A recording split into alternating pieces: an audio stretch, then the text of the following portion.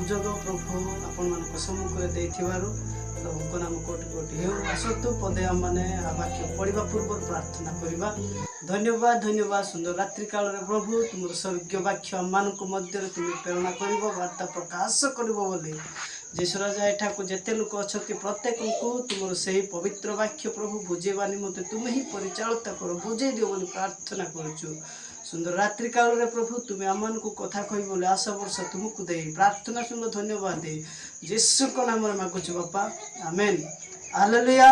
धन्यवाद आसंतु आम माने पदे वाक्य अध्ययन करवा। प्रथम करंती 3 पर्व 16 पद पुनी 17 पद माने समस्ते खुलिबा। आउ एठार एपरि लेखा अछि तुम्भे माने कि जानो नाही जे तुम्भे माने ईश्वरंकर मंदिर आ ईश्वरंकर आत्मा तुम मानक अंतर रे वास करते।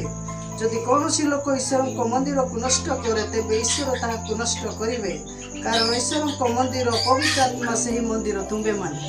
धन्यवाद देखु आ करंती मंडल रे प्रभुकर वाक्य आउ एहीपरि कहू अछि तो साधु पाउल आउ करंती मंडल रे से कोन करूछि आउ कहू अछंती तो कोन बोली कहू अछंती आ से माने पूर्व समय को थारे आउ पूजा करूथिले तो से विषय आउ कहूथिले कोन बोली कहूथिले साधु पाउल कहू अछंती मनुष्य हस्तरे निर्माण करिथिबा गृह रे प्रभु वास करंती नहीं।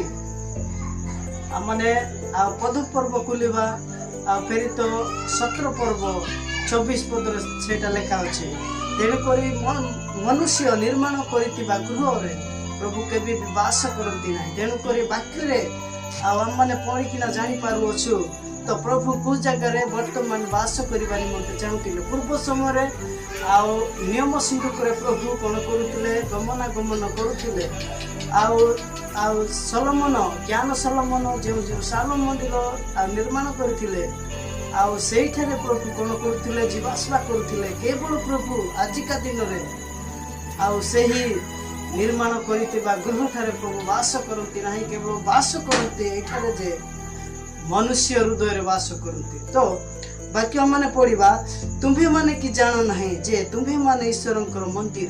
तेणुक वाक्य मान को एपर प्रकाश करूछि तुम्भे माने जानो नहीं कि जे तुम्भे माने जणे जणे ईश्वरंकर मंदिर आ ईश्वरंकर आत्मा तुम्भ मानक अंतर रे वास करते। देखंतु प्रभुकर आत्मा आम मानक अंतर रे प्रत्येक आ मनुष्य ठारे मनुष्य जीवन रे मनुष्य हृदय रे प्रभुकर आत्मा वास करबा निमंते वर्तमान इच्छा करते।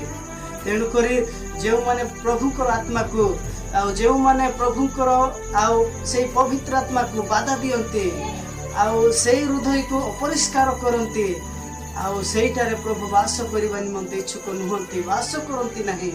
तेणुक वाक्य मान को कहूँ तुम्हें माने जड़े जड़े ईश्वरंकर मंदिर आम माने प्रत्येक लोक छोटटारू बड़ पर्यंत प्रत्येक विजाति स्वजाति जो धर्म रे तांतु केवल प्रभुकर वाक्य कहूँ प्रत्येक हृदय रे प्रत्येक मनुष्य अंतर रे प्रभु रहिबा इच्छा करते। तेणुक आम मैंने से परमेश्वर अंतर को परमेश्वर आउ हृदय को आम मैंने कौन करने को पड़ो सफा करने को पड़ो।